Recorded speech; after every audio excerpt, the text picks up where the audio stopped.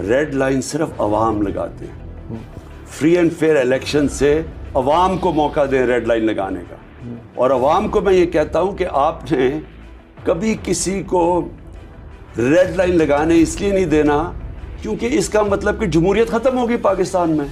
इसका मतलब तो आप फैसला कर लें कि जमहूरियत ख़त्म है। आज अवाम हैं इस कौम के वारिस, अल्लाह के बाद अवाम का फैसला है कि वो किसको मुंतखब करते हैं और किसको नहीं करते। जो भी ये कहता है कि किसी भी सियासतदान के ऊपर रेड लाइन लगा दी है या कांटा मार दिया है, पहले तो ना उनको सियासत की समझ है, ना उनको इस मुल्क की तारीख की समझ है, ना उनको दुनिया की तारीख की समझ है, और ना ही वो ये समझते हैं कि रेड लाइन से सियासतदानों को ख़त्म नहीं किया जा सकता।